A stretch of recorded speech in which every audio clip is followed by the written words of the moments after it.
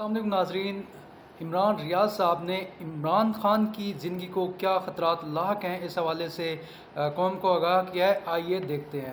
बिस्मिल्लाहिर्रहमानिर्रहीम। अस्सलाम वालेकुम नाज़रीन, आप यूट्यूब चैनल देख रहे हैं। मैं इमरान खान हूँ। इमरान खान साहब की जान एक बार फिर ख़तरे में है। कुछ अहम ख़बरें हैं इमरान खान साहब के हवाले से मैं आपके साथ शेयर कर देता हूँ। एक तो सबसे पहले आप ये जहन में रखें कि मरियम नवाज़ ने और उनके मीडिया सेल ने और उनकी पार्टी के अहम लोगों ने इमरान खान साहब को माजी में पहले फितना करार दिया, उसके बाद उनके बारे में कुछ वीडियोज़ बनाई, एक मखसूस प्रोपेगेंडा किया गया और फिर उन्हें जान से मारने की धमकियाँ भी दी गईं।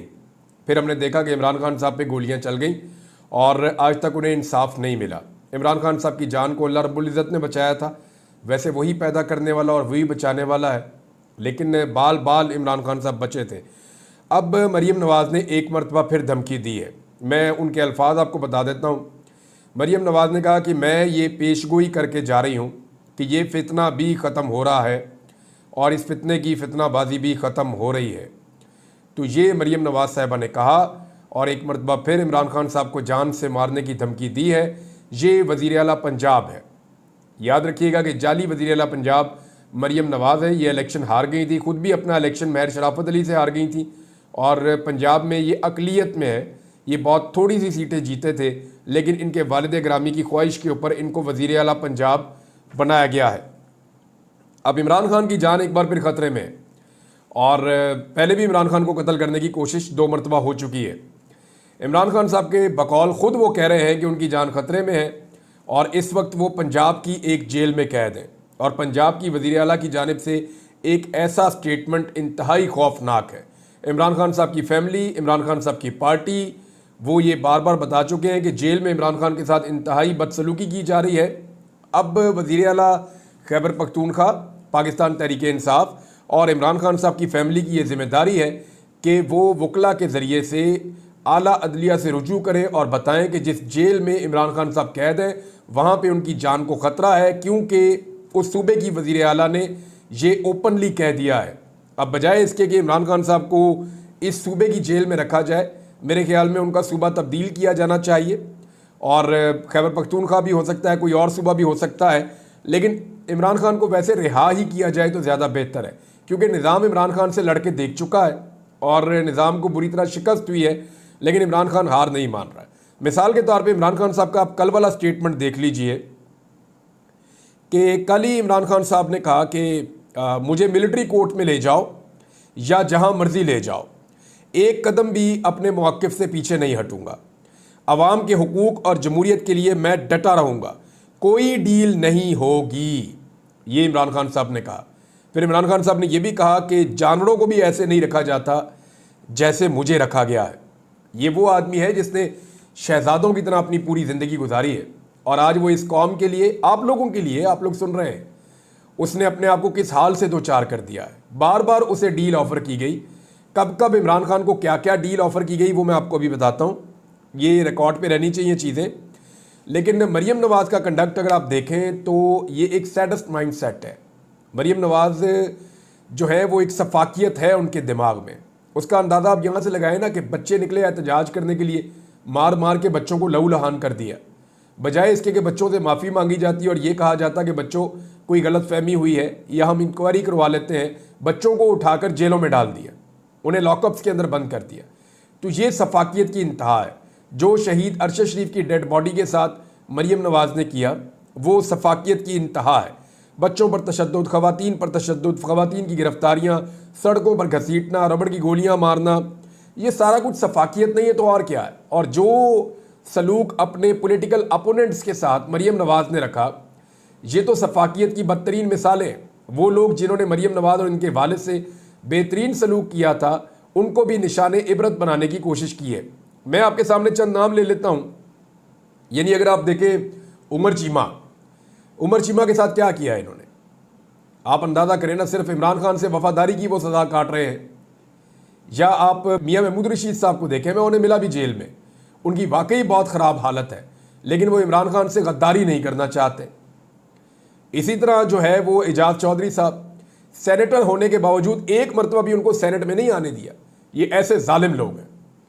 और फिर यास्मीन राशिद साहिबा, जिन्होंने नवाज शरीफ पे ज़ाती तौर पे एहसानात किए लेकिन ये एहसान फरामोश खानदान ना सिर्फ उनको ज़्यादा अजियत दे रहा है, बल्कि उनको 70,000 से उनकी जो जीत थी उसको शिकस्त में तब्दील करके मियाँ साहब ने अपने MNA बनने का शौक़ भी पूरा कर दिया। वो शख्स जो 3 मरतबा पाकिस्तान का वज़ीर आज़म रहा, वो एक MNA बनने के लिए किन हालात से गुजर गया और किस किस्म के कंप्रोमाइज़ उस शख्स ने किए हैं। बहरहाल इमरान खान साहब ने तो बहुत क्लियरली कहा कि जरा मैं तो किसी किस्म की डील नहीं कर रहा, ना मैं पीछे हट रहा हूँ, मुझे जानवरों से भी बदतर सूरत हाल में रखा गया, ऐसे जानवरों को नहीं रखा जाता जैसे इन्होंने मुझे रखा है।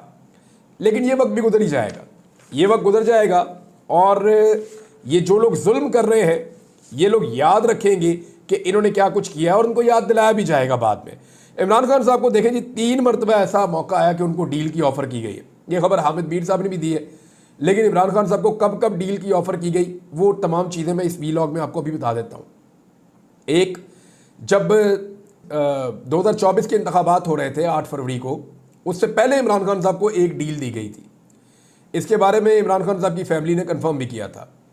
इमरान खान साहब को उस वक्त ये कहा गया था कि आप पाकिस्तान से बाहर चले जाएं और अमली सियासत से कुछ अर्सा अपने आप को बाहर रखें, हालात मुवाफिक होंगे तो फिर आप आ जाइएगा। लेकिन इमरान खान साहब ने उस वक्त डील को मुस्तरद कर दिया था। दोबारा इलेक्शन के बाद इमरान खान साहब को डील दी गई, क्योंकि डील ऑफ़र करने वाले ये समझते थे कि इमरान खान साहब को जेल में रखकर निज़ाम हुकूमत चलाना मुश्किल होगा। लिहाजा इमरान खान साहब को एक मरतबा फिर कहा गया कि आपको आज़ाद कर देते हैं, आप पाकिस्तान से बाहर चले जाएं, 1.5 साल तक आप पाकिस्तान की सियासत में हिस्सा ना लें।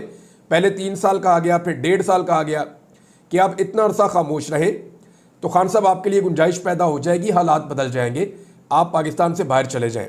इमरान खान साहब ने दोबारा डील लेने से इनकार कर दिया। तीसरी मरतबा इमरान खान साहब को इस आइनी तरमीम से पहले डील ऑफ़र की गई है।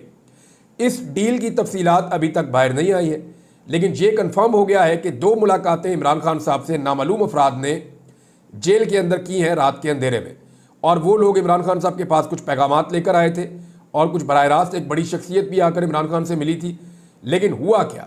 हुआ ये कि इमरान खान साहब ने चिट्टा इनकार किया और उसके बाद इमरान खान साहब को जिस सूरत हाल में रखा गया वो इमरान खान साहब ने खुद बताया और उनकी बहन ने आके बाहर दोहरा भी दिया कि एक्चुअली इमरान खान साहब के साथ इन दिनों में क्या कुछ किया गया है। पाकिस्तान तहरीक इंसाफ की जानिब से एक जो है वो ऑर्डर जारी किया गया है और ये कहा गया है कि तहरीक इंसाफ के तमाम MNAs, तहरीक इंसाफ के तमाम सेनेटर्स और तहरीक इंसाफ के जितने भी इस्लामाबाद में वकला तंजीमों के लोग और अहम ओहदेदारान मौजूद हैं, उन सब की ये ड्यूटी लगाई गई है कि वो तमाम लोग पहुँचे इस्लामाबाद हाई कोर्ट में आज के दिन, क्योंकि आज के दिन इमरान खान साहब का एक बड़ा अहम केस इस्लामाबाद हाई कोर्ट में लगा हुआ है। हमें अच्छी तरह याद है जब नवाज शरीफ का केस लगता था या मरीम नवाज का लगता था तो पूरी की पूरी नून लीग पहुँच जाती थी। जब आसिफ अली जरदारी का केस लगता था तो सारी की सारी पीपल्स पार्टी पहुँच जाती थी। लिहाजा अब ये कहा गया है कि तमाम लोग पहुँचे और ये तोशाखाना का बरीयत वाला केस है, जहाँ इमरान खान साहब को बरी किया जा सकता है, इसमें हाज़िरी तमाम लोग यकीनी बनाएं। इस्लामाबाद हाई कोर्ट में ये केस लगा हुआ है, लिहाजा सब लोग यहाँ पे पहुँचे और आपके आने से फ़र्क पड़ेगा। ये पाकिस्तान तहरीक इंसाफ ने अपने तमाम अरकान असम्बली, अपने तमाम पार्लियामेंटेरियंस जिनमें सेनेटर्स भी शामिल हैं, उन तमाम को ये अहकामात जारी किए हैं। गंडापुर साहब ने एक स्टेटमेंट दिया है और उनका स्टेटमेंट बहुत इंपॉर्टेंट है इस मौके पर। गंडापुर साहब ने कहा कि इमरान खान साहब के साथ जो बदसलूकी की जा रही है इसके ऊपर मैं वार्निंग दे रहा हूँ कि इमरान खान साहब की मुलाकातों को खोला जाए, पाबंदी ना लगाई जाए। इमरान खान साहब के खाने के मामला जो है उनको दुरुस्त किया जाए। इमरान खान साहब को जो एक्सरसाइज है उसकी इजाज़त दी जाए, क्योंकि देखिए उनकी टांग पे गोलियां लगी हुई हैं और उनको अपनी टांगों की एक्सरसाइज करनी होती है। जब आप उनसे साइकिल ले लेते हैं या आप उन्हें एक्सरसाइज नहीं करने देते तो उनको प्रॉब्लम होती है। हमें ये याद रखना पड़ेगा कि इमरान खान साहब की उम्र 70 साल से ज़ायद है। वो बेहतरीन वर्जिश करके अपने आप को एक मजबूत इंसान के तौर पर या एक फिटनेस के एतबार से वो अपने हम असर सियासतदानों में सबसे बेहतर है। तो इमरान खान साहब को आप एक नौजवान की तरह ट्रीट नहीं कर सकते। उनकी कुछ मजबूरियां भी हैं, उनकी उम्र भी ज़्यादा है, उन्हें गोलियां लगी हैं हाल ही में, लिहाजा उन्हें एक्सरसाइज की ज़रूरत है। तो अली अमीन गंडापुर साहब ने कहा जी एक्सरसाइज की जो उनसे फैसिलिटी वापस ली जाती है वो ना ली जाए, और अगर दोबारा कभी बिजली बंद करने की शिकायत आई तो हम पहले से ही आपके दिन गिन रहे हैं। हम पूरे पाकिस्तान को बंद करने का ऐलान कर चुके हैं और पूरे पाकिस्तान को बंद करेंगे। हुकूमत से हमने जान छुड़ानी है और इनको अब भागने का मौका भी नहीं मिलेगा। हमें मजबूर ना करें कि हम अमन को छोड़ दें, हम हमेशा पुरअमन रहे हैं, हमें मजबूर ना किया जाए कि हम अमन का दामन छोड़ दें। फिर उन्होंने कहा कि पार्टी के अंदर वो लोग जिन्होंने इमरान खान साहब से गद्दारी की है या जिन्होंने बुज़दिली दिखाई है, तारीख में उनके लिए एक लफ्ज़ मौजूद है और वो लफ्ज़ है गद्दार। तो ये लोग गद्दार हैं और उनकी पार्टी में कोई गुंजाइश नहीं है। अब पार्टी में कमज़ोरों, गद्दारों और बुज़दिलों की कोई ज़रूरत नहीं है। पार्टी में बहुत सारे बहादुर लोग आ चुके हैं, वही पार्टी का मुस्तकबिल है, वो पार्टी को संभालेंगे। अली अमीन गंडापुर साहब ने ये अनाउंसमेंट की है और ऐसे मौके पर की है जब इमरान खान साहब की जान जेल में ख़तरे में है। नादरीन, फस्तायत का सिलसिला अभी रुका नहीं है। इससे पहले कि मैं सुप्रीम कोर्ट ऑफ पाकिस्तान में कुछ खबरें हैं वो आपके साथ शेयर करूं, लेकिन एक चीज़ मैं आपको बताता हूं कि F7 में हाजी इम्तियाज़ MNA, ये वो MNA है जिन्हें पहले गिरफ्तार भी किया गया। इनकी बुजुर्ग वालदा का स्टेटमेंट भी आया था। पहले इनके जो भाई हैं एजाज चौधरी, वो MNA थे, इस मरतबा ये MNA बने हैं और इन्होंने सबसे ज़्यादा वोट इमरान खान साहब की सीट के बाद 2 लाख से ज़्यादा वोट इन्होंने हासिल किए हैं। अब हाजी इम्तियाज़ साहब पे इतना गुस्सा है कि इन्होंने एक वोट नहीं डाला। इनका इस्लामाबाद F7 में घर है, उसके ऊपर बुलडोज़र चलवा दी गए हैं। घर का एक हिस्सा जो है उसको गिराया गया है। CDA का ये कहना है कि जनाब ये गलत बनाया था। तो क्या आज तो नहीं बनाया था, कई सालों से अगर गलत था तो था, पहले तो नहीं गिरा रहे थे। लेकिन अब गुस्सा निकाला जा रहा है और गुस्सा उतारा जा रहा है। इसकी 2 वजूहात हो सकती है कि सिस्टम ये बताना चाहता है कि अगर हमारे साथ गद्दारी करोगे तो हम किस हद तक जाएंगे, और दूसरी वजह यह हो सकती है कि सिस्टम ये बताना चाह रहा है कि अभी हमने 27वीं तरमीम भी लेकर आनी है, लिहाजा 27वीं आईनी तरमीम में या तो हमारे साथ खड़े हो जाओ, नहीं तो हम मज़ीद नुकसान भी करेंगे, मज़ीद नुकसान बर्दाश्त करने के लिए तैयार रहो। 27वीं आईनी तरमीम क्यों लानी पड़ रही है, इस पर कुछ टेक्निकल चीज़ें हैं, वो मैं आपके साथ अगले वीलॉग में ज़रूर शेयर करूँगा। लेकिन एक चीज़ मैं आपको बता देता हूँ कि 26वीं आईनी तरमीम में कुछ गलतियाँ हुई हैं इस हुकूमत से, क्योंकि जल्दबाजी में हुई। वैसे भी प्रोफेशनल लोग नहीं है जिन्होंने ये आईनी तरमीम बनाई, ये तो लाकर सिर्फ हुकूमत के हाथ में दी गई थी कि जनाब इसको पास करवा दें, तो हुकूमत ने उसको पास करवा दिया। मौलाना साहब ने उसमें से कुछ चीज़ें निकाल दी और कुछ चीज़ें जो फ़ायदेमंद थी वो उसके अंदर रहने दी। तो मौलाना साहब के लिए फ़ायदेमंद थी, अदलिया के लिए या पाकिस्तान के लिए या आइन के लिए नहीं थी। तो अब ऐसा है कि ये आईनी तरमीम तो हो गई। अब मुझे याद आ गया कि शाहिद खकान अब्बासी साहब ने बताया कि माजी में भी ना, जब नवाज शरीफ के बाद 2/3 अक्सरियत हुआ करती थी, उस दौर में भी एक आईनी तरमीम लाई जा रही थी। 17-18 अरकान खड़े हुए, उन्होंने उठ के तारीफ़ों के पुल बांध दिए, मियाँ साहब कमाल कर दिया, मियाँ साहब ये कर दिया, मियाँ साहब वो कर दिया। तो उन्होंने कहा जी, हमने पूछा उन लोगों से, आपने आईनी तरमीम पढ़ी है जो आप तारीफ़ें कर रहे हैं? तो उनमें से किसी ने भी नहीं पढ़ी हुई थी। फिर नवाज शरीफ साहब से पता किया तो नवाज शरीफ साहब को भी नहीं पता था। तो ये आईनी तरमीम जो नवाज शरीफ साहब के दौर में जितनी भी पास हुई हैं, वो एस्टेब्लिशमेंट ने ला के रात के अंधेरे में नवाज शरीफ या शहबाज शरीफ के हाथ में पकड़ाई है, जनाब ये आईनी तरमीमें जाके पास करवा दो। और इन्होंने हमेशा अच्छे बच्चों की तरह वो आईनी तरामीम पास करवाई हैं। अब ये बात शाहिद खकान अब्बासी साहब ने बताई है। बहरहाल 27वीं आईनी तरमीम का मामला आगे बढ़ेगा तो आपको बताएंगे। पाकिस्तान तहरीक इंसाफ ने 8 तारीख को यानी 8 नवंबर को पेशावर में पहले तगड़े और बड़े जलसे का ऐलान कर दिया है। तहरीक इंसाफ दोबारा से क्या एक मोमेंटम बना पाएगी? क्या तहरीक इंसाफ दोबारा से अपनी पार्टी को उसी तरीके से आगे बढ़ा पाएगी जैसे अगस्त में जो एहतजाज शुरू हुआ था तो वो अक्टूबर आते आते बहुत ज़्यादा पीक पे चला गया था। यानी वो 2 माह लगे थे, लेकिन 2 माह के अंदर एक अच्छा खासा तहरीक का मोमेंटम बन गया था। तो क्या तहरीक इंसाफ दोबारा बना पाएगी? इसके लिए आपको थोड़ा वेट करना पड़ेगा। लेकिन तहरीक इंसाफ में इस वक्त कुछ नकब लगाने की तैयारी है। बहुत सारे ऐसे लोग जो पाकिस्तान तहरीक इंसाफ को छोड़ गए थे। देखिए, मैं आपको क्लियर करता हूँ, कोई भी तहरीक इंसाफ को छोड़ना तो नहीं चाहता था। क्या फवाद चौधरी ने, अली जैदी ने, इमरान इस्माइल ने, असद उमर ने, इन्होंने तहरीक इंसाफ खुशी से छोड़ी थी? भाई, इनमें से कोई भी तहरीक इंसाफ को छोड़ना नहीं चाहता था। लेकिन ये कमज़ोर लोग थे, बेचारे पढ़े लिखे लोग थे, वो मम्मी डैडी किस्म के लोग थे, ये नहीं खड़े हो पाए। जब इनके ऊपर सख्ती आई तो ये टूट गए। तो पहले एस्टेब्लिशमेंट ने ज़बरदस्ती इन लोगों से पार्टी छुड़वा दी। अब जो मजबूत लोग थे, जिन्होंने एस्टेब्लिशमेंट का जुल्म बर्दाश्त किया, जिन्होंने फस्तायत बर्दाश्त की, जिन्होंने डंडे खाए, जिन्होंने मुश्किल हालात देखे, जो लोग अगवा भी हुए, जो लोग गिरफ्तार भी हुए, अब वो लोग तो इनसे आगे निकल गए ना, ऑब्वियसली निकल गए। ये तो नहीं हो सकता कि ये लोग वापस आके उनकी जगह ले लेंगे। तो पॉलिटिकल पार्टी के अंदर तो पुराने वर्कर की बड़ी इज्जत होती है, और जिसने मार खाई हुई उसकी बहुत इज्जत होती है, और जो मुश्किल वक्त में छोड़कर चला जाए तो अच्छे वक्त का साथी जो है उसकी वो पॉलिटिकल इज्जत नहीं होती। बहरहाल एस्टेब्लिशमेंट ने पहले जिन लोगों से ज़बरदस्ती पाकिस्तान तहरीक इंसाफ छुड़वाई थी, अब एस्टेब्लिशमेंट उन लोगों को पाकिस्तान तहरीक इंसाफ में वापस लाना चाहती है, क्योंकि एस्टेब्लिशमेंट को इस बात का आइडिया हो गया है कि पाकिस्तान तहरीक इंसाफ तो ख़त्म हो नहीं रही, इमरान खान को माइनस करते करते हम खुद माइनस होते चले जा रहे हैं, तो ऐसे में अपने बंदे वापस पाकिस्तान तहरीक इंसाफ में शामिल करवाए जाएं।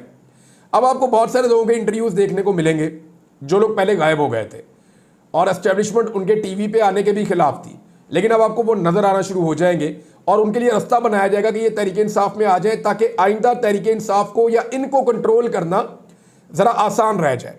ऐसे लोग चाहिए जो लचकदार हों, ऐसे लोग चाहिए जिनके अंदर फ्लेक्सिबिलिटी हो, और ये लोग वापस पाकिस्तान तहरीक इंसाफ में शामिल करवाए जाएं। जैसे महमूद खान हो गए और बहुत सारे लोग हो गए, तो इनको जो पाकिस्तान तहरीक इंसाफ से निकलवाया गया था, जिन लोगों को जोर ज़बरदस्ती, उन लोगों को वापस तहरीक इंसाफ में शामिल भी करवाया जा रहा है कोशिश करके, लेकिन पाकिस्तान तहरीक इंसाफ का कारकुन नहीं मान रहा।